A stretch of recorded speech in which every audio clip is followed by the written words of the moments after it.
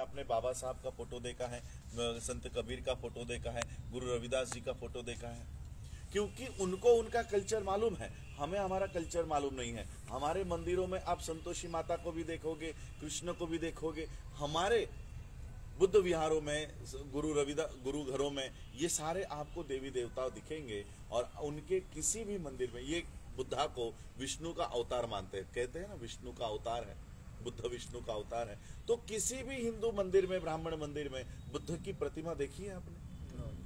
क्या कोई भी ब्राह्मण इस देश में बुद्ध पूर्णिमा को मनाता हुए देखा है आपने? इसका मतलब बुद्ध को, ये ब्राह्मणिकल सिस्टम ऐसी है कि जिसको वो खत्म नहीं कर सकते वो उसको अपना लेते हैं, अपनाकर खत्म कर देते हैं, जैसे बुद्ध के लिए इन्होंने किया। और इसलिए बाबा साहब अम्बेडकर जी ने 22 प्रतिज्ञा में एक प्रतिज्ञा ये रखी कि मैं बुद्ध को विष्णु का अवतार नहीं मानूंगा।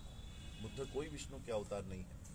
और आज हम लोग कल्चर की ही लड़ाई लड़ रहे हैं, और इतने सारे लोग जो हम लोग हैं, हम अपना कल्चर भूल गए हैं कि एक बुद्धिस्ट को क्या करना चाहिए। बाबा साहब अम्बेडकर जी ने आपको बौद्ध ही क्यों बनाया है? क्रिश्चियन बनाते तो रेडीमेड आपको चर्चेस मिल जाते, ये जमीन लेने की, यहाँ पर बुद्ध विहार बनाने की कोई जरूरत नहीं पड़ती क्या? क्रिश्चियन मिशनरीज हमें पैसा देकर जाते हैं, हमारे लोगों को कन्वर्ट कर रहे हैं। क्यों? स्कूल फ्री है, एजुकेशन फ्री है, बैग फ्री है, खाना फ्री है। हमारे लोग, शेड्यूल कास्ट के लोग क्रिश्चियनिटी के इधर जा रहे हैं। हमारे यहाँ पर तमिलनाडु से भाई है, मोस्टली हमारे वहां पर साउथ के लोग क्रिश्चियन बन गए। क्यों? क्रिश्चियन मिशनरीज है वहां पर। बाबा साहब अगर हमको क्रिश्चियन बना के जाते तो रेडीमेड स्ट्रक्चर मिल जाता। बाबा साहब अम्बेडकर अगर हमें इस्लाम में लेकर जाते तो इतने सारे मस्जिद है वो हमारे पीछे खड़ी हो जाती। बाबा साहब अगर हमें सिख बनाकर लेकर चले जाते तो सारे सिख आज हमारे सपोर्ट में होते। लेकिन बाबा साहब अम्बेडकर जी ने इस भारत से लुप्त हो चुका बौद्ध धर्म चुना। क्यों? क्योंकि यहां पर जातियां नहीं है, इसमें सभी लोग समान होंगे। आप साउथ में जाकर देखो, आज भी लोग क्रिश्चियन बने हैं वो दलित ही हैं। दलित क्रिश्चियंस करके वहां पर ऑर्गेनाइजेशन चलता है नहीं चलता? क्रिश्चियन बनने के बाद भी क्रिश्चियनों ने शेड्यूल कास्ट के लोगों को अपनाया नहीं? अपनाया। सिखों में जाओ, हमारे लोग सिख धर्म में चले गए, सिखों ने कहा तुम निचले जाति के हो, अब वो रविदासिया कहलाते हैं, है ना? आपके यहाँ पर है रविदासी कम्युनिटी, ओरिजिनली वो सिख है, सिख बनने गए थे, शेड्यूल कास्ट के लोग सिख धर्म में गए थे, लेकिन सिखों ने उन्हें एक्सेप्ट नहीं किया। इस्लाम में चले जाओ, पसमानदा मुस्लिम्स, कुरैशी, शिया, सुन्नी, ये सब है, वाद है यहाँ पर। लेकिन बाबा साहब ने देखा कि मेरे लोग अगर इन धर्मों में चले गए तो जिस क्रमबद्ध असमानता में हम लोग पड़े हुए हैं, वही वहां पर भी उनको वही झेलना पड़ेगा। इसलिए बाबा साहब ने पढ़ाई करने के बाद देखा कि मैं अगर इनको यहां लेकर गया तो उनकी हालत भी यही होगी। और इसलिए बाबा साहब ने इस देश से लुप्त हो चुका बौद्ध धर्म चुना कि कम से कम अगर हम यहां जाए तो हमारे साथ भेदभाव नहीं होगा, चाहे वो बटवाल हो या महाराष्ट्र का महार हो। यहां पर आने के बाद एक ही उसका नाम होगा, बौद्ध। बौद्ध कौन? जो बुद्ध के धर्म को मानने वाला है। वो किस पंथ से है, किस समुदाय से है, किस जाति से है, किस प्रांत से है, किस भाषा से है, हमें उसका कोई मतलब नहीं है।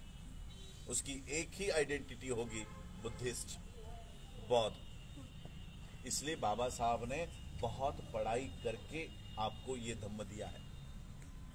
लेकिन अब देखिए, आपके अनपढ़ लोगों को, आपके बुजुर्गों को ये बात पता चली, लेकिन हमें वो बात पता नहीं चल रही।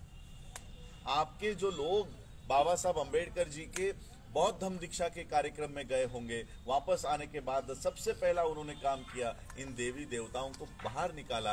आज अगर उनके पोता पोती यहाँ पर बैठे हैं तो उन्होंने क्या किया, वो जो कचरे के पेटी पर रखे हुए जो फोटोज थे वो वापस घर पर लेकर आ रहे हैं। ये हो रहा है।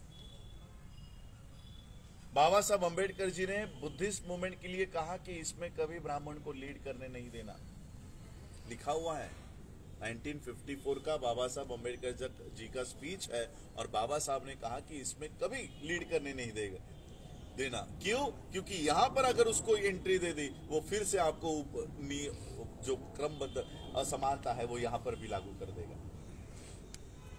शेड्यूल कास्ट, क्या आप मुझे बताओ कि शेड्यूल कास्ट के तौर पर भी हम एक है?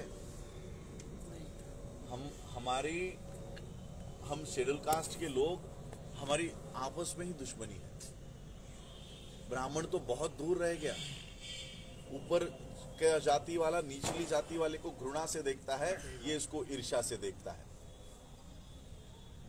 ये आप हिंदू धर्म में रहकर समानता ला ही नहीं सकते हो। और इसलिए बाबा साहब अंबेडकर जी ने एनिहिलेशन ऑफ कास्ट में एक ही बात कही है कि जाति को आप नष्ट नहीं कर सकते, इसका एक ही इलाज है, जो धर्म जाति को मानता है उस धर्म को छोड़ दो। एक ही इलाज है इसका। और इसलिए बाबा साहब अंबेडकर जी ने हमें ये धम्म दिया है। और बाबा साहब जाते जाते हमको, जैसे सर ने कहा कि वर्ल्ड से जोड़कर गए। अभी मैं WFB की कॉन्फ्रेंस से यहां आया हूं। 128 देशों का ये संगठन है, वर्ल्ड फेलोशिप ऑफ बुद्धिस्ट। उस वर्ल्ड फेलोशिप ऑफ बुद्धिस्ट का मैं स्टैंडिंग कमेटी सेक्रेटरी हूं। मैं जब यहां पर जम्मू में आया तब मुझे पता चला कि यहां पर बुद्धिस्ट कम्युनिटी है। इंडिया के नेशनल लेवल पर अगर आप जम्मू को देखो तो जम्मू में कोई बुद्धिस्ट रहता है ये किसी को पता भी नहीं है। नेशनल लेवल से देखो, तमिलनाडु के किसी आदमी को पता भी नहीं होगा कि यहाँ पे कोई बुद्धिस्ट कम्युनिटी है, जबकि बाबा साहब के 1956 से आप लोग जुड़े हुए हो, लेकिन कहीं नजर में नहीं आते। अगर आज हम लोग इंडिया को देखें कि बुद्धिज्म कहाँ है, तो नागपुर में दीक्षा हुई तो महाराष्ट्र के लोग ज्यादा बुद्धिस्ट है कहेंगे, आजू बाजू के स्टेट्स में कुछ बुद्धिस्ट है कहेंगे। आज जम्मू के लोग बुद्धिस्ट है ये मुझे तक पता नहीं है, भारत के बाहर कैसे पता चलेगा? हमें कल्चर की लड़ाई, हमारी कल्चर की है। देखो, ब्राह्मण धर्म अपने कल्चर को बचाने के लिए, इस देश में गाय हत्या कौन करता था बताओ मुझे? कौन था? ब्राह्मण करते। हम अपनी गाय को, सबसे पहले गाय हत्या पर बंदी लाने वाला कौन था? किसने बंदी लाई? तथागत बुद्ध ने बंदी लाई। क्यों? क्योंकि ये हमारा रिसोर्स है। ब्राह्मण इसको काट कर, इसको जलाकर खा रहा है, ये हमारे रिसोर्सेस को तबाह कर रहा है, हमारे साधनों को तबाह कर रहा है। ये बुद्ध ने पहचाना और राजाओं को जाकर कहा कि ये बंद करो, बलि देना बंद करो, प्राणी हत्या करना बंद करो। तब से इन्होंने, ब्राह्मणों ने, उनका ब्राह्मणिज्म बचा रहे, ब्राह्मणिकल कल्चर बचा रहे, इसलिए मांस खाना बंद कर दिया उन्होंने। क्योंकि उनको पता चला कि अगर हम ये खाते रहे, ये बलि देते रहे, तो शायद हमारा ब्राह्मण कल्चर खत्म हो जाएगा। वो ब्राह्मण कल्चर को बचाने के लिए उन्होंने सबसे बड़ा त्याग किया। वो सबसे बड़ा त्याग करते हैं, वो मीट, मच्छी, मटन नहीं खा रहे, चुप चुप के खाते हैं, लेकिन पब्लिकली नहीं खा रहे।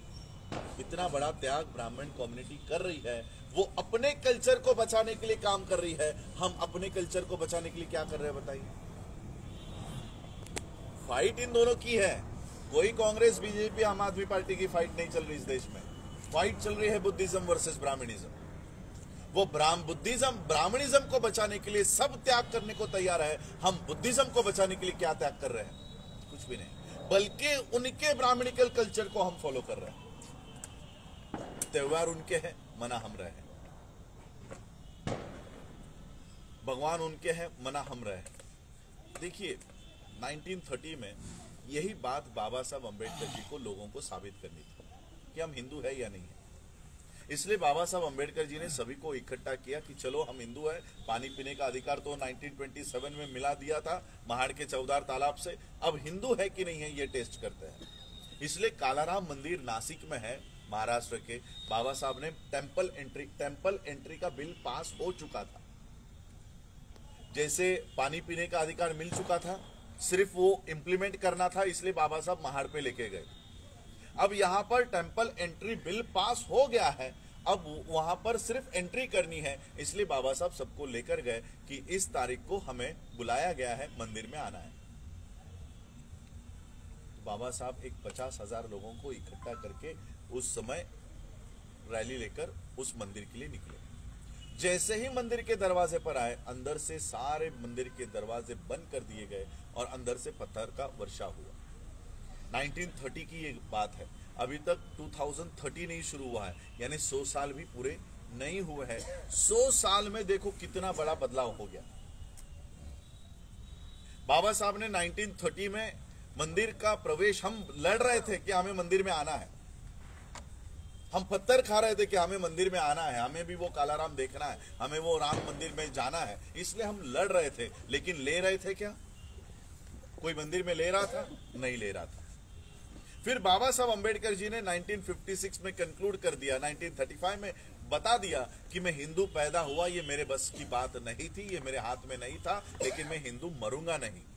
और ये कसम बाबा साहब ने 1956 को पूरी की। और जैसे ही बाबा साहब ने बुद्ध की शरण ले ली, हम तो वैसे चमत्कार को नहीं मानते, लेकिन एक चमत्कार हो गया। जो भगवान आपको आपके मंदिरों में नहीं ले रहा था, वो मंदिरों से खड़ा हो गया। वो खड़ा हो गया, बैठा हुआ सब देखते बैठे हुए भगवान होते हैं, वो खड़े हो गए।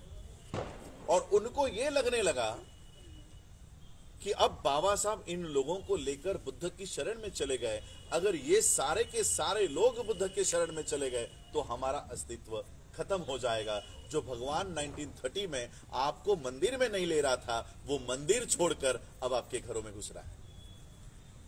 ये चमत्कार हुआ। क्यों?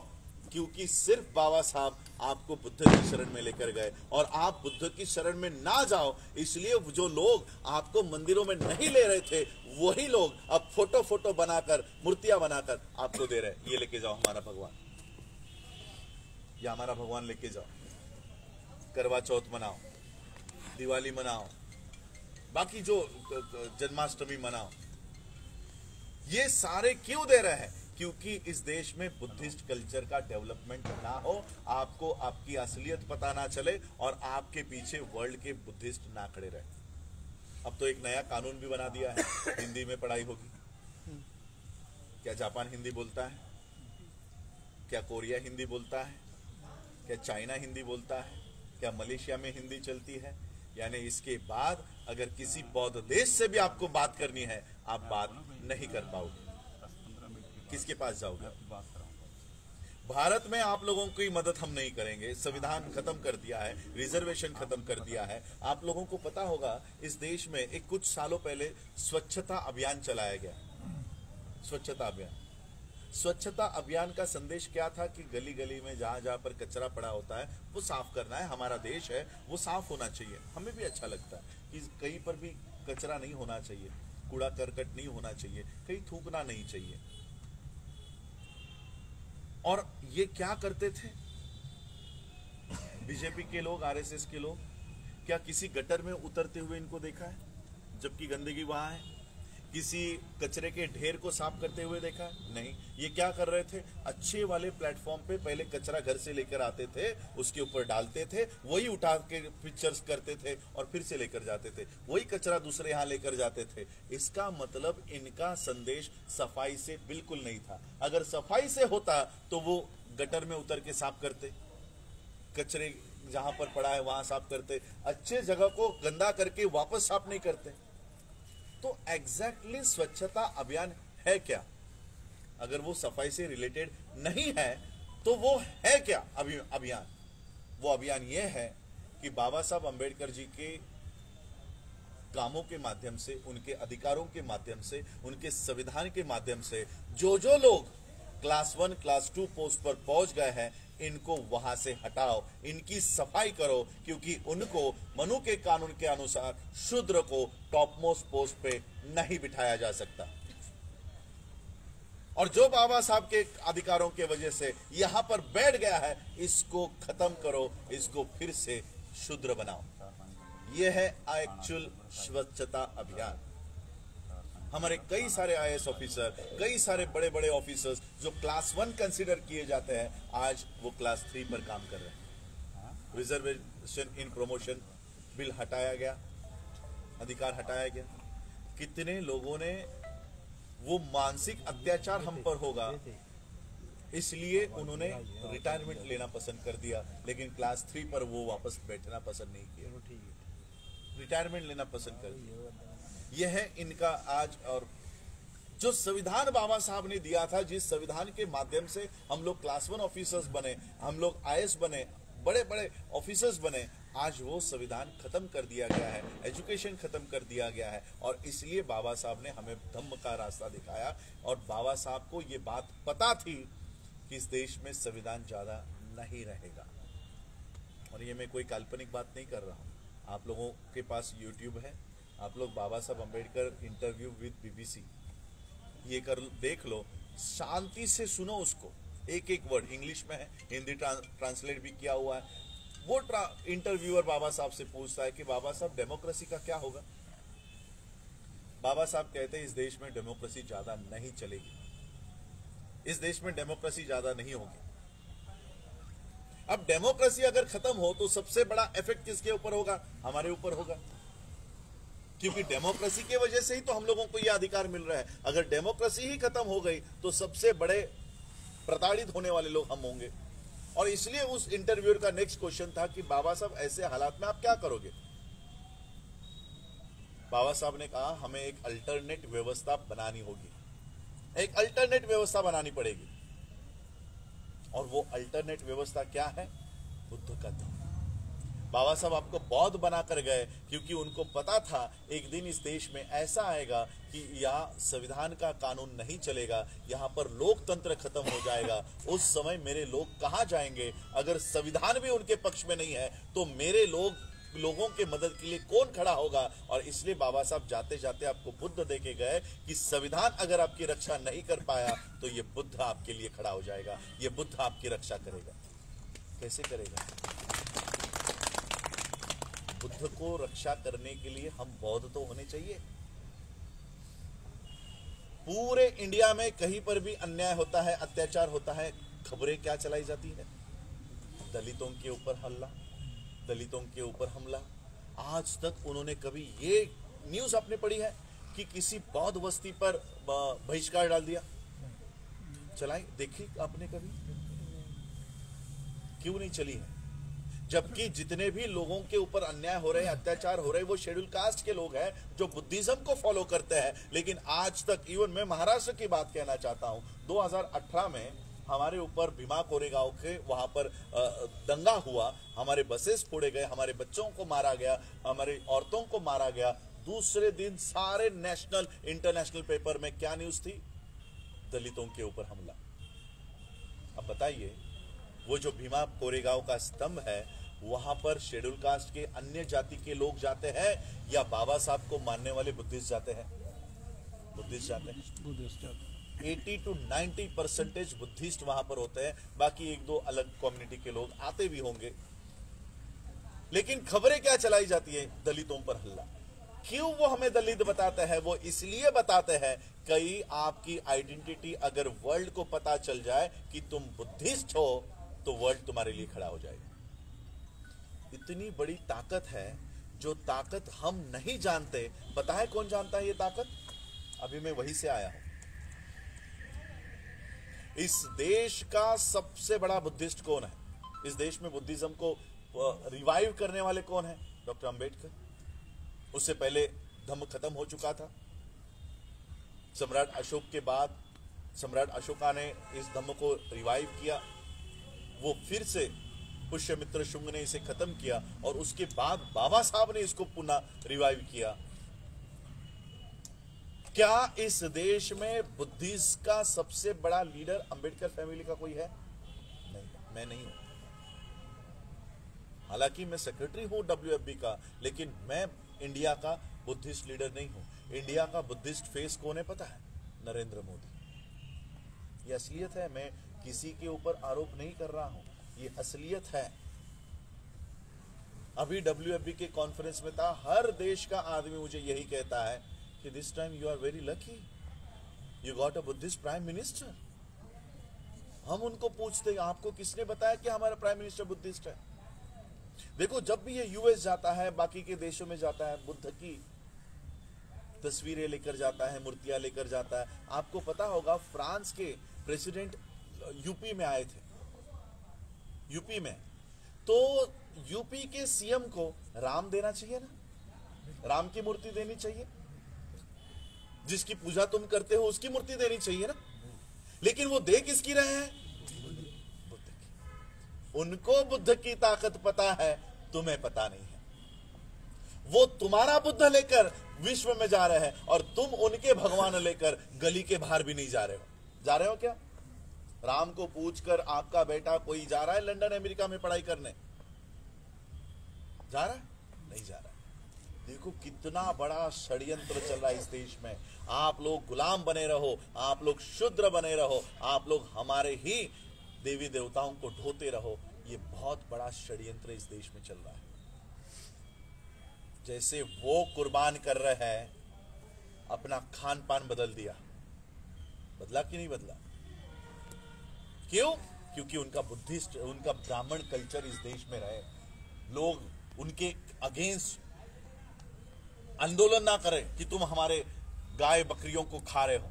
इसलिए उन्होंने अपना खाना, जबान की जो क्या कहते हो टेस्ट बर्ड्स जो होते हैं ना, उसको खत्म कर दिया। लेकिन उन्होंने अपना कल्चर खत्म नहीं होने दिया। हमें तो ये करना नहीं, हमें ये करना नहीं है। कम से कम हम अपने बुद्धिस्ट कल्चर को तो अपनाएं, बुद्धिज्म में अपनाएं। बुद्धिज्म में ना भगवान होता है, ना आत्मा होती है, ना पुनर्जन्म होता है, ना स्वर्ग होता है, ना नरक होता है। किसके लिए आप लोग वो चांद को देखकर अपने पति की उम्र बढ़ा रहे हो, जब ये होता ही नहीं है? करवा चौथ हो रहा है। कल्चर कौन सा है? Brahminical culture. फॉलो कौन कर रहा है? हमारी औरतें। वो उनका कल्चर, उनके पास इतने आदमी नहीं है कि वो उनका कल्चर इस देश में फैलाए, इसलिए वो हमारे आदमियों का, औरतों का इस्तेमाल कर रहे हैं। ये समझो, ये समझो। क्यों बाबा साहब अंबेडकर जी ने कहा कि मैं किसी भी देवी देवताओं को नहीं मानूंगा और उनकी पूजा नहीं करूंगा? क्योंकि इस देश में ही नहीं, पूरे गैलेक्सी में कोई देवी देवता नहीं है। ये बुद्ध ने पहचाना, ये बुद्ध ने पहचाना। जो कुछ है वो हमारा दिमाग है, माइंड है, और इस माइंड की ट्रेनिंग होनी चाहिए। वही ट्रेनिंग हमारी वहां हो रही है, माइंड की ट्रेनिंग। माइंड ट्रेन होना चाहिए। संत कबीर व्यक्ति थे, मानव थे। बाबा साहब मानव थे। संत कबीर को है क्या 6 हाथ? आप लोग यहां पर कोई डॉक्टर बैठा होगा, मुझे एक ऑपरेशन करके दिखाओ जहां पर 2 एक्स्ट्रा हाथ लगा के दिखा सके। एक किसी जानवर की गर्दन किसी इंसान के बच्चे को लगा सके। हंसते हैं इंडिया के लोगों के ऊपर, वर्ल्ड के लोग हंसते हैं। आपको याद होगा, एक नरेंद्र मोदी पहले नए प्रधानमंत्री बने थे तो वर्ल्ड साइंस कांग्रेस यानी वर्ल्ड साइंस मीट थी। उसमें नरेंद्र मोदी ने यह भाषण किया कि दुनिया का सबसे बड़ा ऑपरेशन हमने किया है कि एक बच्चे के बॉडी को हमने हाथी का सर फिट किया। पूरे वर्ल्ड ने उसका मजाक उड़ाया, पूरे वर्ल्ड में। कोई नहीं मानता। ये हम फॉलो कर रहे हैं।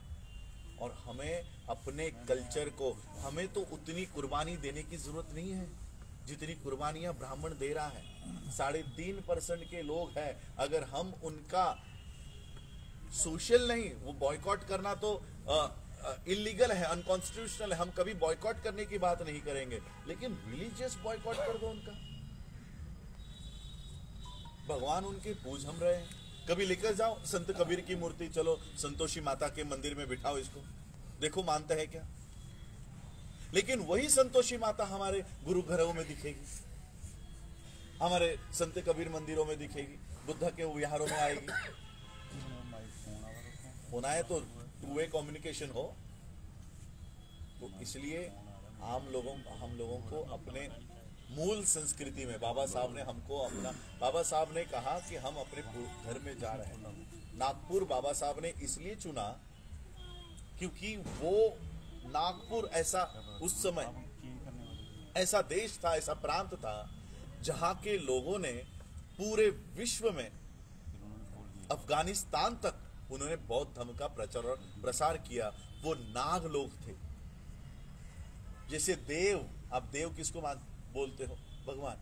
देव कोई भगवान नहीं था, देव नाम की जाति थी, और जाति जैसे हमारे लोग, जैसे आज महार है, चमार है, बटवाल है, वैसे देव जाति थी, वैसे लोग थे। वो कोई आकाश से आए हुए लोग नहीं थे, देव लोग थे, राक्षस लोग थे, नाग लोग थे, वैसे वो इंसान थे, इंसान थे।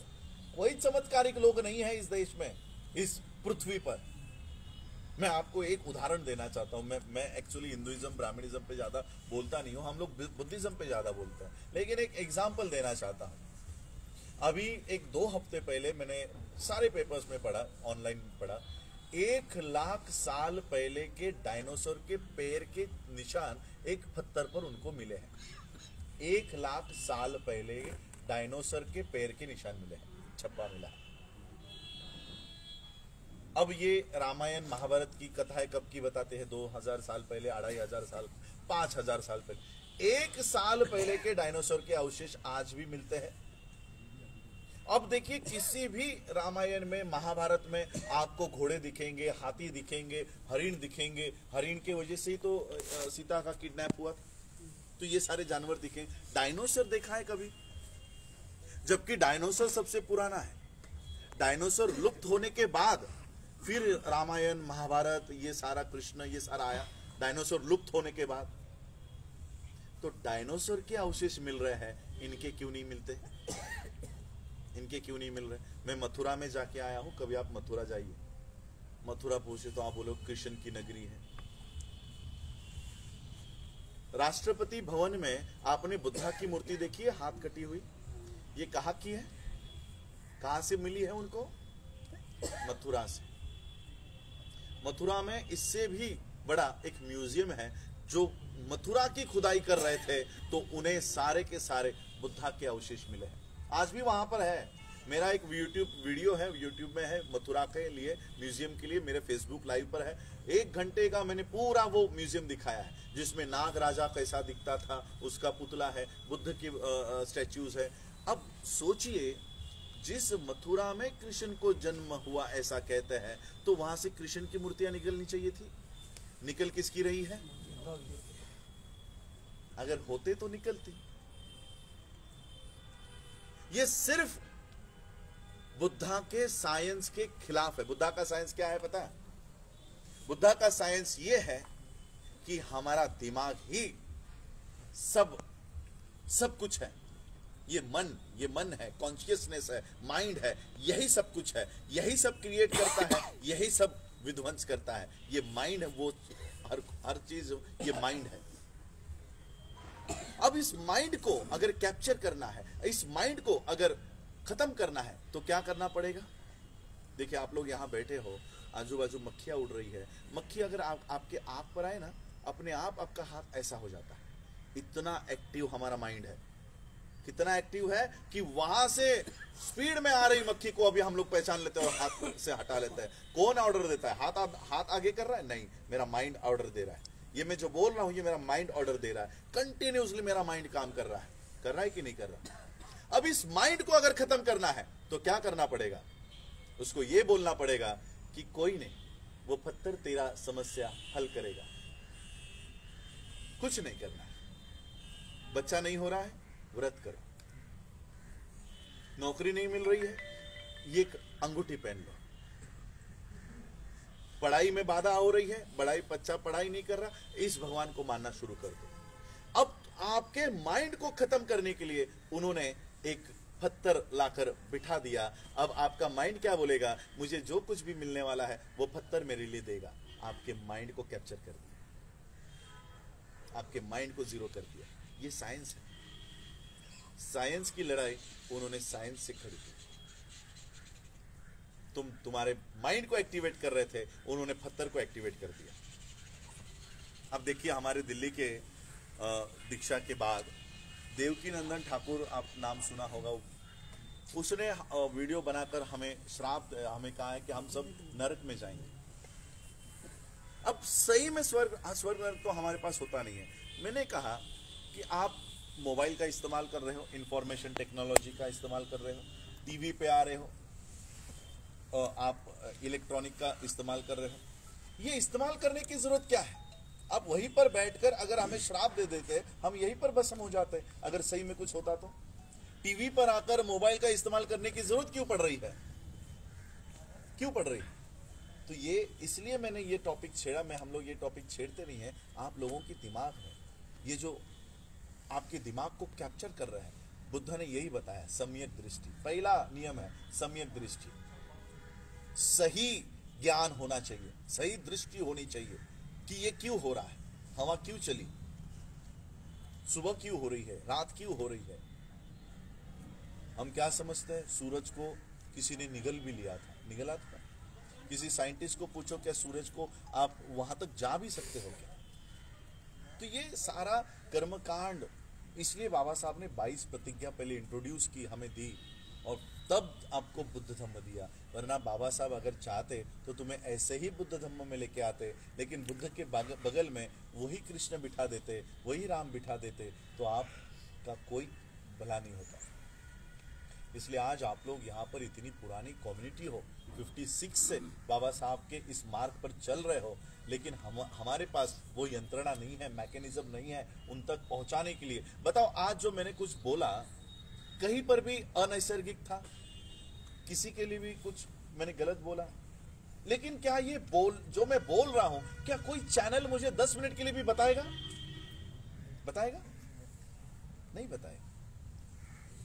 और मैं समझता हूं वो सही कर रहे हैं, क्योंकि ये मीडिया उन्होंने ब्राह्मण धर्म के प्रचार के लिए बनाया है। वो मुझे बुद्धा की बातें बताने क्यों बुलाएगा? नहीं बुलाएगा। हमारे पास वो ये साधन हमें तैयार करने होंगे। लड़ाई हमारी है तो साधन भी हमारे होंगे, और इसलिए हमारे कम से कम आने वाले जो पीढ़ी है वो इस मार्ग पर चले।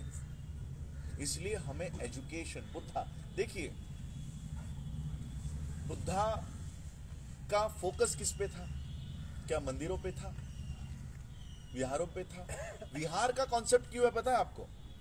विहार, बौद्ध विहार क्यों बनाए जाते थे? बाबा साहब ने भी कहा कि बौद्ध विहारों का निर्माण करो, क्योंकि हमें अगर इस कल्चर से जुड़ना है तो हम, जैसे आपने कहा, हम कहां माथा टेकने जाएंगे, तो एक प्लेस हमारे पास होनी चाहिए। लेकिन बुद्धा का मेन फोकस है, बुद्धा के क्रांति के बाद बुद्धा ने जो जो बातें बताई, अगर बुद्धा का फोकस मंदिरों पे होता तो हर जगह पर आपको मंदिर दिखाई पड़ते। लेकिन बुद्धा का फोकस था एजुकेशन पे, इसलिए आपके नजदीक तक्षशिला बनी। आपके नजदीक 100-200 किलोमीटर पे होगी, लेकिन अब वो दूसरे देश में चली गई। तो तक्षशिला बनी, नालंदा बनी, ऐसे 17 वर्ल्ड बेस्ट यूनिवर्सिटीज इस देश में बनी। यानी बुद्धा का फोकस किस पर है? एजुकेशन पर। 50,000 बच्चे एट अ टाइम बैठकर पढ़ाई कर सकते थे, इतनी बड़ी लाइब्रेरी थी हमारे पास। और जब वो जलाई गई, ब्राह्मणों ने जब देखा कि ये लोग अगर इसको पढ़े तो हमारे चुंगल से निकल जाएंगे, उस लाइब्रेरी को जला दिया। आज एक भी यूनिवर्सिटी पूरे विश्व में नहीं मिलेगी आपको। उस किताबों को जब आग लगाई गई, एक पन्ना अगर मैं जलाऊं तो 10 सेकंड में खाक हो जाएगा, बराबर है? एक पटाखा जलाते हो तो फट करके 1 सेकंड में खत्म हो जाता है। 6 महीने तक किताबें जलती रही। सोचिए कितना मटेरियल होगा उस लाइब्रेरी में कि वो लाइब्रेरी 6 महीने तक आग उससे निकलती रही। इतने बुक्स हमारे पास थे, इतना साहित्य हमारे पास था। अब हमारे पास साहित्य ही नहीं है। हमें करना क्या है? हम बौद्ध हैं, हम क्या आचरण करें हमें पता नहीं है। इसलिए मैं अलग अलग देशों में जा रहा हूं, और हमारा साहित्य भारत में नहीं है। भारत में कौन सा बुद्ध है? विष्णु के अवतार वाला बुद्ध है। इसलिए मैं यहाँ पर बुद्धिज्म की पढ़ाई नहीं करता, भारत के बाहर पढ़ रहा हूं, और भारत के बाहर से यहाँ पे सोशल जस्टिस वाला और मॉरलिटी वाला, सामाजिक न्याय की लड़ाई वाला बुद्धिज्म मैं भारत के लोगों को वापस बाबा साहब के मार्ग पर लाकर देना चाह रहा हूं। हमारे सिलेबस को, जैसे आपने एजुकेशन के लिए कहा, हमने 60 एकड़ जमीन नागपुर में ऑलरेडी ली है, और वर्ल्ड के बेस्ट यूनिवर्सिटीज से मैं मिल रहा हूं, और उनके जो एक ब्रांचेस है मैं हम इंडिया में ला रहे हैं। और वो एक बार यूनिवर्सिटी की मान्यता हमें मिल जाए तो उसकी ही एफिलेटेड स्कूल, जैसे आपके पास जैसे हमारे यहाँ पर यूनिवर्सिटी ऑफ मुंबई होती है, और फिर उसके एफिलेटेड कॉलेजेस हर जगह होते हैं। जैसे आपके यहाँ पर भी JNK यूनिवर्सिटी होगी शायद, और फिर अलग अलग उसके स्कूल कॉलेजेस होंगे। तो उन स्कूल में क्या पढ़ाया जाएगा? जो J&K यूनिवर्सिटी बोर्ड डिसाइड करेगी वही पढ़ाया जाएगा। जी। तो अब हमारे पास स्कूल तो है, लेकिन पढ़ाना क्या है, पढ़ाएंगे क्या? वही भारत सरकार का सिलेबस, ग गणेश का, भ भट्ट का, रो ऋषि का, गुरु ब्रह्मा गुरु विष्णु गुरु देवो महेश्वरा, यही पढ़ाएंगे। इसलिए हम स्कूलों की अभी निर्मित नहीं कर रहे। स्कूल की निर्मित करके भी पढ़ाना यही है तो स्कूल क्यों हम खड़े करें? इसलिए हम यूनिवर्सिटी की निर्मित कर रहे हैं। हम अपना सिलेबस तैयार करेंगे और वो सिलेबस हमारे अलग अलग स्कूलों से पढ़ाया जाएगा। इसलिए थोड़ा देर लग रहा है, क्योंकि ऊपर से नीचे आना है। नीचे से अगर ऊपर जाते, छोटा सा स्कूल बनाकर कॉलेज से यूनिवर्सिटी बनाते, तो शायद हम जल्दी हासिल कर पाते। लेकिन स्कूल से अगर गलत पढ़ रहे तो कॉलेज में भी गलत पढ़ेंगे और यूनिवर्सिटी में भी गलत पढ़ेंगे। इसलिए university he board he establish करके फिर उसकी स्कूल और कॉलेजेस खड़ी होगी। ये काम हम कर रहे हैं। और इसमें अभी मैं मेरे ख्याल से कितने तारीख को आया, 2 दिन पहले आया ना जम्मू में, 2 दिन पहले आया। ताइवान के इंटरनेशनल फॉरेन मिनिस्टर से मेरी बात हुई। उन्होंने ये जो मैंने आपको कहा, यही मेरी 2 घंटे तक उनसे डिटेल में चर्चा हुई और उन्हें पता चला कि हम कितना स्ट्रगल कर रहे हैं, सरवाइव कर रहे हैं बुद्धिज्म के लिए। और उन्होंने मुझे ये प्रपोजल दिया है कि आप यूनिवर्सिटी बनाओ, हम तो मदद कर रहे हैं, लेकिन टाइमिंग, आप जितने बच्चे भेजो, 10,000 भेजो, 1 लाख भेजो, सारे बच्चों को एजुकेशन करने की जिम्मेदारी हमारी है। उनका आना जाना रहना खाना पीना सब हम करेंगे। आपको एक भी पैसा देने की जरूरत नहीं। आप हमें बच्चे भेजो, हम उनको पढ़ाई करके भेजेंगे।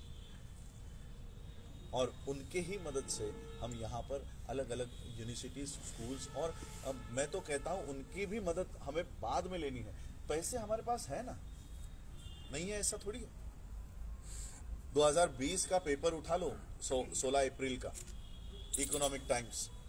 मैं आप लोगों को और एक बता दूं, मैं खुद एक MBA फाइनेंस हूँ, PhD हूँ, CS हूँ, doctor Ambedkar college of commerce and economics में मैनेजमेंट्स के MBAs के लेक्चर्स लेता हूँ। मेरे यहाँ से मैं MBAs को ट्रेन करता हूँ। पूरा कॉलेज एडमिनिस्ट्रेशन मेरे अंडर है।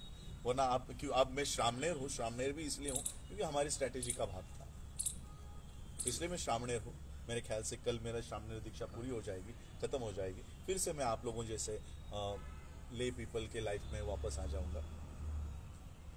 तो ये इसलिए कर रहा हूं क्योंकि जो एजुकेशन है, एजुकेशन बाकी की पूरी सिस्टम, ये हम लोग खड़ी कर सकते हैं। 1946 में, आप लोगों को बॉम्बे पता है, मुंबई नाम सुना ही है, आप लोग कभी ना कभी आए होंगे, मूवीज में देखा होगा। बॉम्बे हाई कोर्ट की जहां पर बिल्डिंग है, बॉम्बे स्टॉक एक्सचेंज जहां पर है, उसी के सामने बाबा साहब अम्बेडकर जी की 3 बिल्डिंग्स आज भी खड़ी है। People's education society, Siddhartha college, Buddha Bhavan, Anand भवन, मिलिंद कॉलेज औरंगाबाद में है। 1946 में अगर बाबा साहब बॉम्बे के सबसे हाईएस्ट रिचेस्ट प्लेस में अगर बिल्डिंग खरीद सकते हैं, तो क्या हम जम्मू में नहीं कर सकते? अगर बाबा साहब 1946 में कर रहे हैं, तो हम यहां क्यों नहीं कर रहे हैं? बाबा साहब के समय उनके पास उतना पैसा भी नहीं था, लेकिन विजन था। हमारे पास पैसे हैं, विजन नहीं है। हमारे पैसे हम जला रहे हैं, आज शाम से जलाना शुरू हो जाएगा। हम अपने रिसोर्सेस जला रहे हैं, ये साधन है हमारे। उस समय हम हमारे भेड़ बकरियां जला रहे थे, अब पैसे जला रहे हैं। कोई फर्क है? बुद्धा ने कहा भेड़ बकरी नहीं जलाओ, क्यों? यह हमारा साधन है, यह हमारे खेती के लिए काम आता है, दूध के लिए काम आता है, इसे नहीं जलाओ। अब ब्राह्मणों ने कहा ठीक है, भेड़ बकरी के ऊपर बोलते हो ना, अब तुम्हारे साधन। अब हमारा साधन क्या है? पैसे। पैसा ही है ना, resource, human resource, financial resource, land resource, water resource, यही तुम्हारा रिसोर्स है, साधन। इसे साधन कहते हैं। अब तुम्हारे साधन कैसे जला रहे हैं? कावड़ यात्रा करने क्यों जाओ, पटाखे फोड़ो, इवन वो हमारे जयंती में भी घुस गए। जयंती मनाओ बाबा साहब की, 2 लाख, अरे तुम्हारे महापुरुष है, 2 लाख में मनेगी? 5 लाख में मनाओ। 2020 में ये आंकड़ा पहली बार मैंने पढ़ा। 2020 में लॉकडाउन था ना, हम लोग मना नहीं पाए, यहाँ पर आप लोग आ नहीं पाए होंगे, घरों में ही अटके हुए थे। 16 अप्रैल 2020 को इकोनॉमिक टाइम्स ने अपने पेपर में छापा कि बाबा साहब अंबेडकर जी की जयंती न होने के वजह से भारत के इकोनॉमी को, इंडियन इकोनॉमी को, भारतीय अर्थव्यवस्था को 2100 करोड़ रुपए का लॉस हो गया। 2100 करोड़ एक रात 14 अप्रैल। हम क्या करते हैं, बाबा साहब की जयंती आए तो घरों को पेंट करना भी चाहिए। घरों को पेंट करते हैं, अच्छे पटाखे लाते हैं, कपड़े लाते हैं, गाड़ियां खरीदते हैं और डीजे लगाते हैं, जयंती करते हैं, डेकोरेशन। इससे हम भारत के अर्थव्यवस्था को पैसे देते रहते हैं और वो पैसे उनको मिले नहीं, इसलिए उसको दर्द हो रहा था। अरे हमें ये मिले नहीं इस साल, इसलिए उसका दर्द था। अब उसको तो दर्द हो रहा है, स्वाभाविक है। लेकिन मेरा सवाल यह है, एक रात में हम बाबा साहब की जयंती के ऊपर 2100 करोड़ खर्च करते हैं।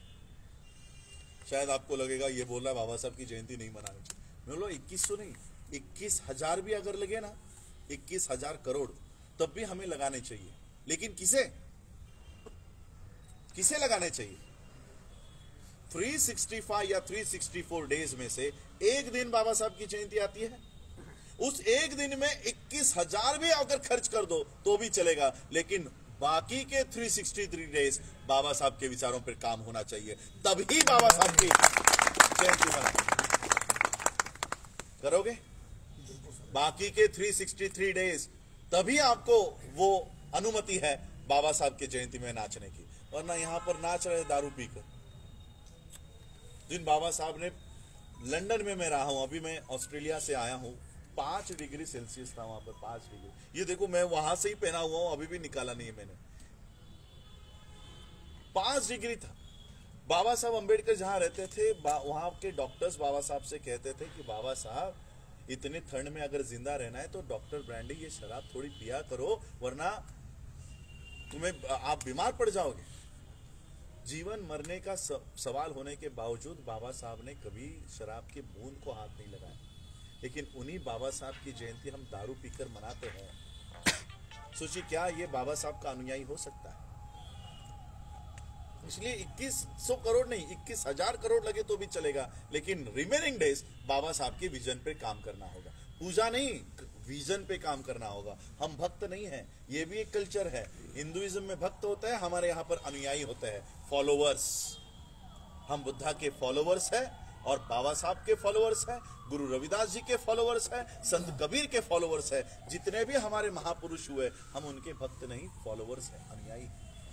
उन्होंने जहां तक ये मिशन लेकर आए, सही मायने में आप समझते होंगे कि बताया आपने कि मैं बाबा साहब का वंश हूं, बाबा साहब की फैमिली मेंबर हूं। लेकिन रियल फैमिली पता है आपको इंडिया की कौन सी है? रियल फैमिली बाबा साहब की हम सिर्फ खून के रिश्तेदार है। रियल इंडिया की एक फैमिली ट्री है, इंडिया की। और इंडिया की फैमिली ट्री है कि बुद्ध के बाद उन्होंने जो संदेश दिया, उस संदेश को फैलाने के लिए इस देश में एक फतवा निकाला गया। इस संदेश को खत्म करने के लिए जो भी कोई बुद्धा का नाम लेगा या बुद्ध की बातें बताएगा, उसका गर्दन काट दिया जाएगा। ये ऑर्डर निकाला गया था इस देश में। सारे बुद्धिस्ट मॉन्क्स देश छोड़ के चले गए और जो लोग देश में रहे, उन्होंने बुद्ध के नाम का, बुद्ध के नाम को बताए बगैर बुद्ध के संदेश का, बुद्ध की टीचिंग का प्रचार किया। और उनका दूसरा फैमिली मेंबर है संत कबीर, गुरु रविदास, गुरु नानक, महात्मा ज्योतिबा फुले, संत तुकाराम। ये सारे जो लोग हैं, ये है असली फैमिली। और ये फैमिली को बाबा साहब ने पहचाना कि मेरी फैमिली ये है, और इसलिए बाबा साहब ने बुद्ध को, कबीर को, फुले को अपना गुरु माना और बाबा साहब उस फैमिली में जुड़ गए। और बाबा साहब अब वो फैमिली में आए और बाबा साहब के बाद फिर ये अब हम लोगों को कड़ी जो लॉस्ट हुई है उसको जोड़ना है। पिछले 2500 सालों से बुद्धिज्म को इस देश से खत्म करने का काम हो रहा है। खत्म हुआ है बुद्धिज्म? नहीं। क्यों नहीं हुआ? क्योंकि ये सारे लोग खड़े थे, ये सारे लोग खड़े थे और वो अपना अपना काम कर रहे थे, बुद्ध का नाम बताए बगैर। और फिर बाबा साहब ने कहा कि हम सब अपने मूल धर्म में वापस जा रहे हैं, बुद्धा का नाम बाबा साहब ने फिर उजागर किया। अब हमें वो कंटिन्यू करना है, अब वो कंटिन्यू करना है। मेरे ख्याल से अगर हमने अपनी जनरेशन, अगली पीढ़ी को तैयार नहीं किया तो ये मेरी लास्ट पीढ़ी होगी। अगर हमने ये मैसेज, ये जो बच्चे हमारे पीछे बैठे हैं ना, इनमें ट्रांसफर नहीं किया, then it will be our last generation जो बुद्ध से चली आ रही थी, ये खत्म हो जाएगी। करेंगे सर, जरूर ये करना पड़ेगा। और ये करने के लिए हमें स्कूल्स, एजुकेशन, अपनी खुद की सिस्टम, ये आज अगर हमने नहीं बनाई तो इन बच्चों को पता नहीं होगा कि हम कहां से आए हैं। ये बच्चे पड़े रहेंगे किसी मंदिर के बाहर, वहां पर पड़े रहेंगे। और इसलिए हमें अपने मूल संस्कृति को, इसलिए मैंने शुरुआत की कि कल्चर की लड़ाई चल रही है इस देश में। मोदी और गांधी में कोई आपस में दुश्मनी नहीं है, ये आपस में एक है, एक ही विचारधारा के लोग हैं। इस देश में वो ब्राह्मणिज्म को फैला रहे, हम बुद्धिज्म की लड़ाई उस समय से करते आ रहे हैं। इसलिए कोई पॉलिटिकल लड़ाई इस देश में नहीं है, इस देश में सिर्फ और सिर्फ कल्चर की लड़ाई है। हम हमारा कल्चर ना पहचान सके इसलिए हमको उस पार जाना अलाउड नहीं है। मैं नाम नहीं लेना चाहता, लेकिन समझ जाओ सारा बुद्धिस्ट कल्चर वहां पर है, लेकिन हम जा नहीं सकते क्योंकि तुम पहचान नहीं पाओ कि तुम लोग कौन। मैं जाकर आया, ये सारे तक्षशिला देखकर आया, बुद्धिस्ट। उन्होंने मुझे एक बात कही कि इंडिया ने बुद्धिज्म दिया वर्ल्ड को, इंडिया ने बुद्धिज्म दिया वर्ल्ड को, लेकिन सही मायने में बुद्धिज्म हमने बचा कर रखा है। आज भी वहां पर बुद्ध जिस अवस्था में मिले थे उसी अवस्था में हमारे यहाँ पर क्या है, जैसा बुद्ध मिला उसको नथनी लगा दी, कान की बाली पहना दी, साड़ी पहना दी, सिंदूर लगा दिया और बना दी कोई माता देवी, उसके ऊपर आभूषण लगा दिए, बना दिया तिरुपति। ये सारे बुद्ध हैं, ये सारे बुद्ध हैं, लेकिन क्या बन गए हैं? तिरुपति बन गया, कोई जगन्नाथपुरी बन गया, ये सब वो बन गए। ये बुद्ध की माता, ये बुद्ध की माता को आप पूछ रहे हो कल, ये कौन है? दो हाथी और बीच में कौन बैठी है? ये हाथी और बीच में बैठी हुई कौन है? ये बुद्ध की माँ है, वो हमें पता नहीं है। और इसलिए ये कल्चर की लड़ाई है, ये हमें समझकर ये उतरना होगा। हमें वो लोग अपने टेस्ट बर्ड्स को खत्म कर सकते हैं, हमें वो भी नहीं करना है। सिर्फ अपने बच्चों को ये जो पॉल्यूशन आप लोग में डाल दिया है उसको निकालना है, बाहर करना है। कोई बड़ा आप लोगों को सैक्रिफाइस नहीं करना है। वो लोग अपने ब्राह्मणिकल कल्चर को बचाने के लिए ईच एंड एवरी सैक्रिफाइस देने के लिए तैयार है।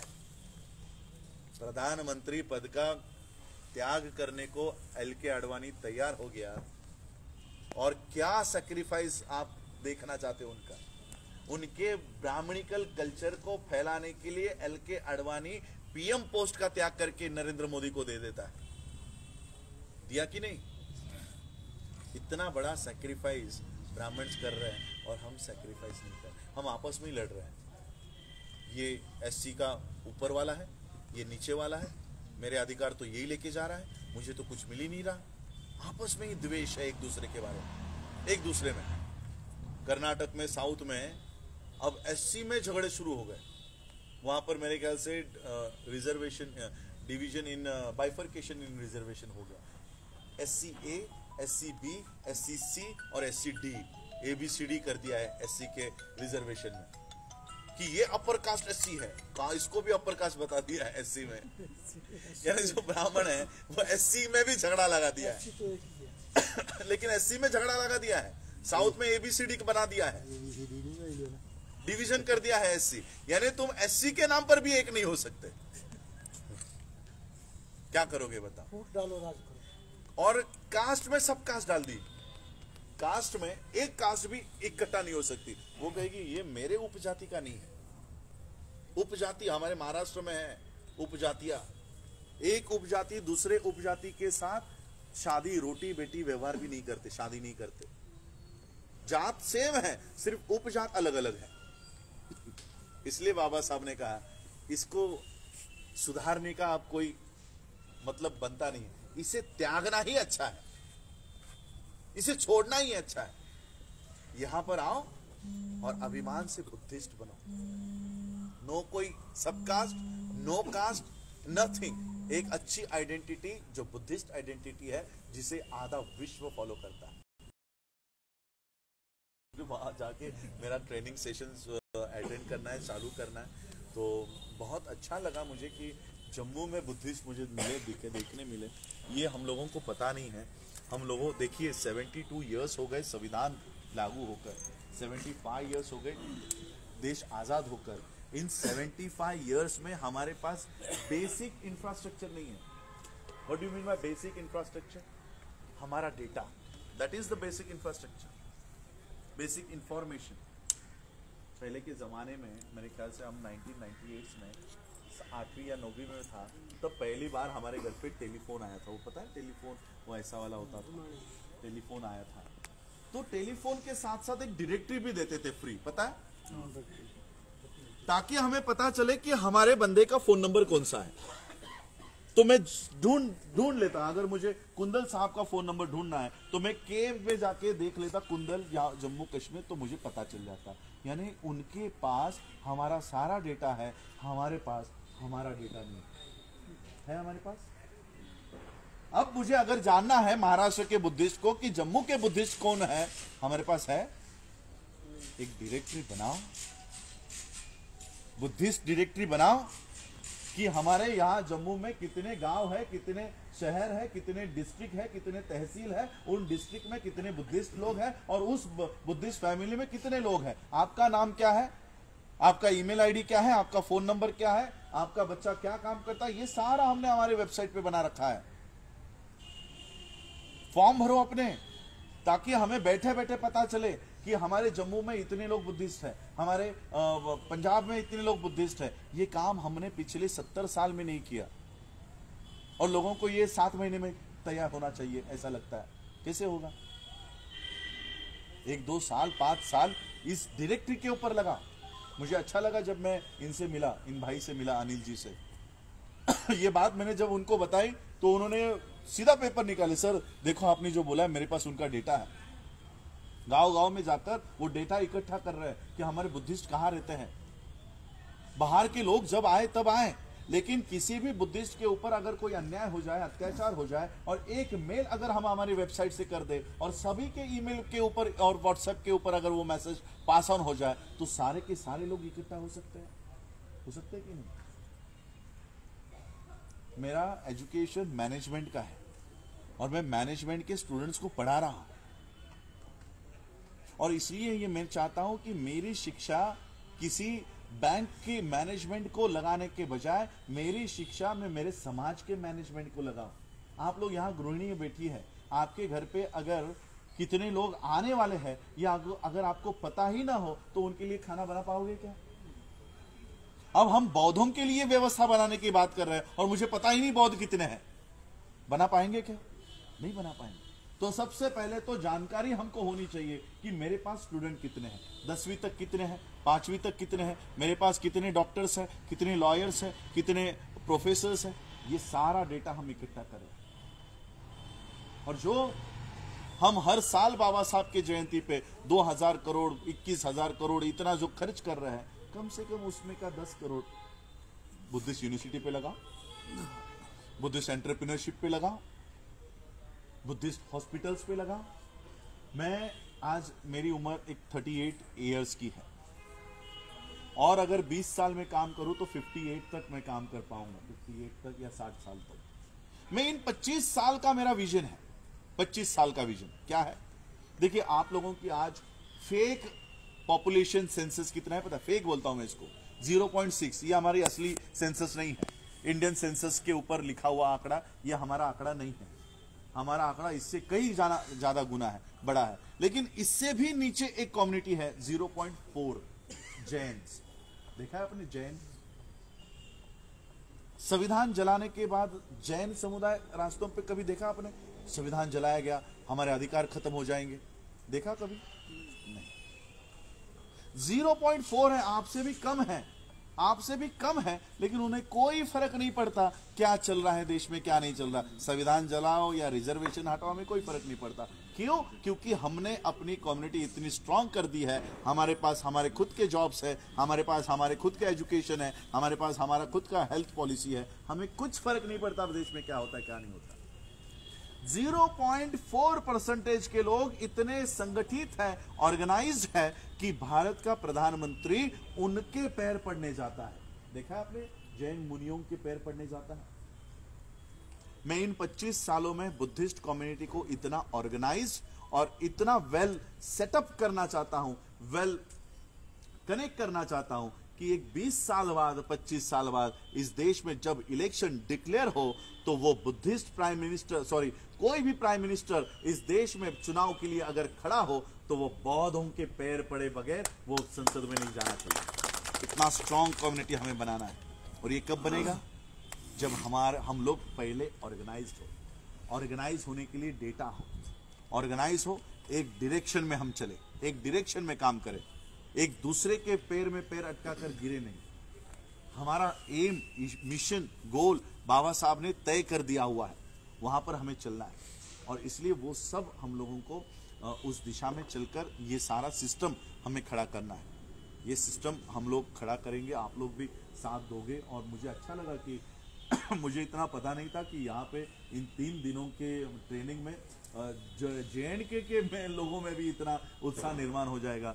बहुत अच्छा लगा कि आप लोगों से मैं कंटिन्यूसली मिल रहा हूँ। ये मेरी 3-4 मीटिंग है शायद से अनिल जी ने कराई है, बल्कि मैं टाइम नहीं दे रहा हूँ क्योंकि मुझे वहाँ पर भी बैठना है। तो बहुत अच्छा है कि JNK के लोगों से मिलना हो रहा है और यहाँ से मूवमेंट। मुझे तो लगता है जितना मैं घूम रहा हूँ, एक तो पंजाब की कम्युनिटी मैंने देखी है स्ट्रांग है, और मुझे तो लगता है पंजाब से भी JNK की कम्युनिटी ज्यादा स्ट्रांग लग रही है और ये रेडी है। मुझे कम से कम पंजाब में लोग डिवाइड हो चुके हैं, नहीं हम बुद्धिज्म की ओर नहीं आना चाहते, हमने अपना अलग से धर्म बना दिया, हम उसको प्रोफेस कर रहे हैं, तो हम उनको भी सपोर्ट करते हैं। लेकिन यहाँ पर तो मुझे वो भी नहीं दिखाई दे रहा। सब लोग बुद्धिज्म के लिए और बाबा साहब के दिखाए हुए मार्ग पे चलने के लिए पहले से तैयार है।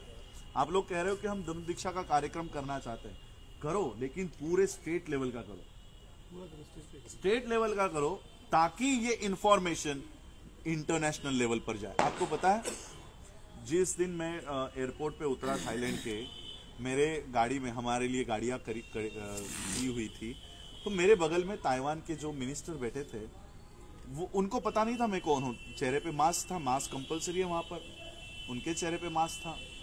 तो उन्होंने बात करना शुरू किया। तो उन्होंने मुझे पूछा कि कौन से कंट्री से हो। मैंने कहा इंडिया से हूँ। Okay, do you know Ambedkar? और वो कंटिन्यूसली बात कर रहे थे। हाँ। बोलते अभी कुछ दिनों पहले इंडिया में बहुत बड़ा धर्मांतर का कार्यक्रम हुआ। वो मुझे ही बता रहे हैं और मैंने दी हुई वो मुझे बता रहे हैं। वो कंटिन्यू बोल रहे थे और बोलते हैं कि बुद्धिज्म जो है बाबा साहब अम्बेडकर जी ने इंडिया में रिवाइव किया और बहुत लोग उसको एम्ब्रेस कर रहे हैं, बहुत लोग उसमें आ रहे हैं। हम बहुत खुश हैं कि इंडिया में ये सब काम शुरू हो रहा है। ये इंफॉर्मेशन मैंने 5 तारीख को दीक्षा हुई और मैं शायद से 17 तारीख को एयरपोर्ट पे उतरा था। यानी इन 10 दिनों में ये इंफॉर्मेशन वर्ल्ड में गई है, वर्ल्ड में। और मैं बधाई देना चाहता हूँ कि मोदी मीडिया ने हमारे टीवी पे बता दिया। तो वो उन्होंने वहां पर देखा और जब उनको पता चला, जब मैंने तो बाबा साहब के बारे में बता रहे थे, फिर जब उन्होंने पॉज लिया तब मैंने कहा I am great grand Neiphiu of doctor B.R. Ambedkar. तो शॉक हो गए। और फिर हमारी जो बातें हुई आगे चल के उसका रिजल्ट ये हुआ कि आज ताइवान जैसा देश हमारे पक्ष में खड़ा हुआ है और उन्होंने मुझे ऑफर दी है, बायोटेक्नोलॉजी में ताइवान सबसे आगे है। आप अगर इंडिया के लोगों को तैयार करो तो सारा पूरा बिजनेस हम भारत के बुद्धिस्टों को देंगे। यह है Buddhism. Buddhism talks on economy, education, literature, trainings, mind trainings, meditation. ये बुद्धिज्म है। बुद्धिज्म मूर्तियों में नहीं है, बुद्धिज्म फूल मालाओं में नहीं है, अगरबत्तियों में, मोमबत्तियों में नहीं है। बुद्धिज्म इकोनॉमी में है। बुद्धा के धम्म का प्रचार हुआ, इसलिए तो सम्राट अशोक का यह भारत सारे जहां से अच्छा तब हुआ था। हम कहते हैं ना कि भारत सोने की चिड़िया थी, तो वो भी बताओ कि कौन से काल में थी। क्या आप बोलोगे कि नरेंद्र मोदी के टेन्योर में भारत सोने की चिड़िया है? बोलोगे? हमारी निर्लज सीतारमण, क्या नाम है उसका, निर्मला सीतारमण क्या कहती है? रुपया गिर नहीं रहा है, डॉलर स्ट्रांग हो रहा है। ये है क्या? हम मोदी के काल में बोल सकते हैं कि भारत सोने की चिड़िया है? यहां के स्टूडेंट्स भारत में आना नहीं चाहते। रिपोर्ट है एक हफ्ते पहले का रिपोर्ट है, जितने भी बच्चे भारत के बाहर पढ़ाई करने के लिए गए हैं वो फिर से भारत आना नहीं चाहते। लगभग 1400 क्या नाम दिया उन्होंने, मोस्ट एमिनेंट इंडियंस, ऐसा कुछ नाम दिया है, जो इस देश के सबसे अमीर लोग हैं। 1400 लोगों ने देश छोड़ा है। उन्होंने नागरिकता इंडिया की खत्म कर दी, हमें इस देश में नहीं रहना। अब है कौन देश में? सारे गरीब लोग, एक जाति के लोग एक दूसरे को मार रहे, पीट रहे। 2 साल में 5 साल में सिविल वॉर शुरू हो जाएगा इस देश में। रोटी के लिए, पैसों के लिए खून मारामारी हो जाएगी रास्तों के ऊपर। इस तरह का देश बनने जा रहा है, ये इस तरह का बनने जा रहा है। सारे अमीर लोग, पढ़े लिखे लोग देश को छोड़ दिए हैं। सारे इस देश में कौन बचे हैं? अंधभक्त। हम नीट के कानून के लिए हमारे बच्चे कुछ सालों पहले लड़ाई कर रहे थे कि ये कानून रद्द होना चाहिए। वो कानून रद्द हुआ नहीं। अब हमारे बच्चे किस लिए लड़ाई कर रहे हैं पता है? वो क्या कहते हैं, मुसलमान पहनते वो स्कार्फ, हिजाब होना चाहिए कि नहीं होना चाहिए, इसलिए स्टूडेंट लड़ाई कर रहे हैं। देखिए कैसा ट्रांसफॉर्म हुआ है। जो बच्चे नीट के लिए लड़ाई कर रहे थे अब वो हिजाब के लिए लड़ना शुरू हो गए। क्यों? क्योंकि पढ़े लिखे बच्चे चले गए, अब अंधभक्त यहां पर बचे हैं, वो आपस में ही लड़ेंगे। भारत को तबाह करने के लिए किसी देश की जरूरत नहीं है, सिर्फ इस देश के लोगों का एजुकेशन खत्म कर दो, वो आपस में ही लड़ेंगे और देश को बर्बाद कर देंगे। ये यूनिवर्सल फैक्ट है, ये मैंने नहीं कहा है। किसी देश को बर्बाद करना है ना, उसका एजुकेशन बंद कर दो, अपने आप देश को बर्बाद कर देंगे देश के लोग। किसी देश को तबाह करने की जरूरत नहीं। तो उस दिशा में हम जा रहे हैं। इसलिए कम से कम हम लोग इस इकोनॉमी को खड़ा करें, एजुकेशन को खड़ा करें। ये रियल बुद्धिज्म है। बुद्धिज्म का प्रचार जब हुआ, बुद्ध के धम्म का प्रचार हुआ, तो ये इंडिया वर्ल्ड का ट्रेड सेंटर बना था। पता है आपको? वर्ल्ड का ट्रेड सेंटर ये था। यहां पर ब्रिटिशर्स क्यों आए थे? यहां पर वो राज करने आए थे? नहीं, ट्रेड करने आए थे। देवर मर्चेंट्स। ईस्ट इंडिया कंपनी क्या राज करने के लिए पॉलिटिकल कंपनी थी, पॉलिटिकल पार्टी थी? नहीं, वो ट्रेड करना चाहती थी। और जब उन्होंने देखा यहां के लोग तो अंधभक्त हैं, इनको आपस में लड़ा दो, आमंत्रण भी ब्राह्मणों ने दिया कि आप हम पर राज करो। आप पढ़ो इंडियन हिस्ट्री, ब्रिटिशर खुद यहां पर राज करने नहीं आए, यहां के ब्राह्मणों ने उनको कहा कि आप हम पर राज करो। हम ये देश थाली में परोस के दिया है हमने, और अब भी थाली में परोस के इस देश का प्रधानमंत्री इस देश को वर्ल्ड के पूंजीपतियों को, कैपिटलिस्ट लोगों को दे रहा है और नाजीज्म को इस देश में रिवाइव कर रहा है। तो ये सारे इंडिया के हालात हैं। आप लोगों ने मुझे बुलाया, मैं अधिक नहीं बोलूंगा, बोलते बोलते बहुत टॉपिक्स निकल जाते हैं। तो सब लोगों ने स्वागत किया, उसके लिए मैं सबका आभार